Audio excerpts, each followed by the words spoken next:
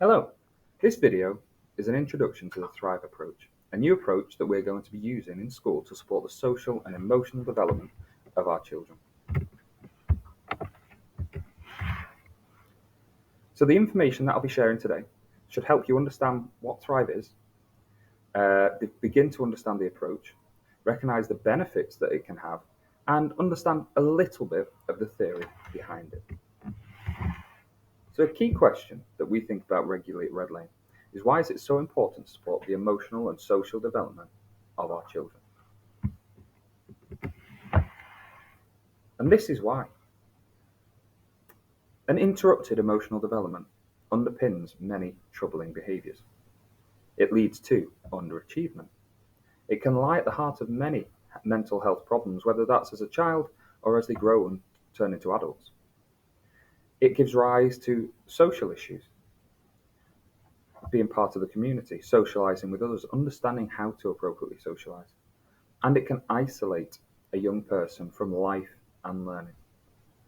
And unfortunately, many of these issues can be hidden. So, Thrive is a tool that will help adults prepare children and young people for life's ups and downs. We all experience them as adults, we understand what they might be, and this is a way we can help the children be ready for that. It is rigorous, it's targeted, and it's measured. So we identify those that need a little extra support in their development, and we work with all children in school to make sure everybody gains what they need and the support they need. It tells us how to be and what to do so that we can behave in a manner that supports the emotional development of our children. And it's going to help produce a consistent approach throughout our school, from the moment children start to the time they leave. Now, there is research that goes into Thrive, and it is based in the most up-to-date neuroscientific work. Attachment research, which goes from the children from the moment they are born and as they develop those relationships with their parents and families. It links to child development theory and the research that is currently in place into the role of play and creativity. Now, it has a number of benefits to us. It will develop targeted interventions for groups and individuals. So we will identify groups of children or individual children that have a break in their social and emotional development and need some additional support. It will tell us as staff what to do and how to do it so that we know that consistent approach is in place. And it will allow us to monitor and measure the progress of the children, just as we would if we were teaching maths or English. It will benefit everybody as well, not just people working in school.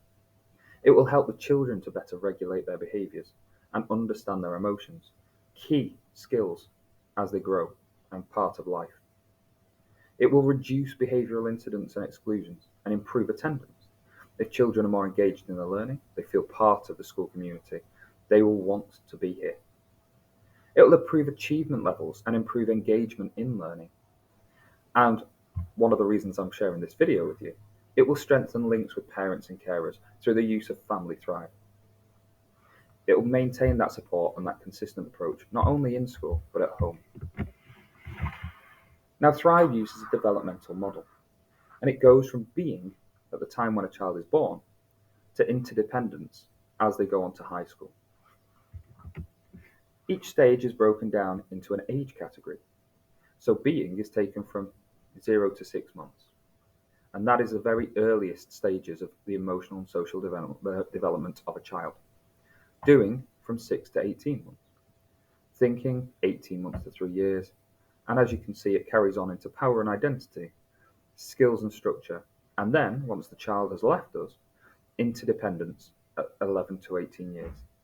Now, even more excitingly, there are a lot of high schools around us that use this same approach in their school. So all the work that we put in place at this stage will be able to carry on. We'll be able to pass that information on to the high schools so they can support children as they move on to that stage. Now, we already have a lot in place. We have a hub that's staffed by a trained team, and a team trained particularly in the use of Thrive. The hub staff and a Key Stage 1 teaching assistant have been completing the training to lead one-to-one and group interventions.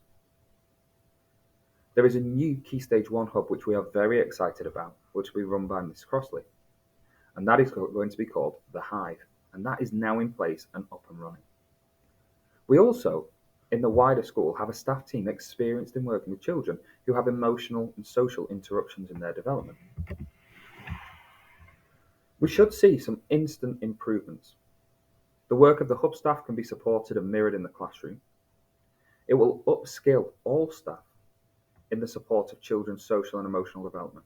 We believe at Red Lane that we are constantly learning and we can constantly improve. And that is an opportunity that we're taking to upskill ourselves. It will also, we believe, strengthen the links between school and parents and carers at home. And Family Thrive is something we really want to instill and put in place to support you at home in supporting your children's emotional and social development. It is a consistent approach, a language that we will all be able to understand, a way of working that we will all be able to buy into, and something that the children will clearly understand themselves. Now, that is just a brief introduction to Thrive. Moving forward, I hope to pass on some more information, and I'll be in touch with those parents of children who are accessing the hub and the hive soon. I hope you found this information useful. If you ever have any questions, please feel free to get in touch.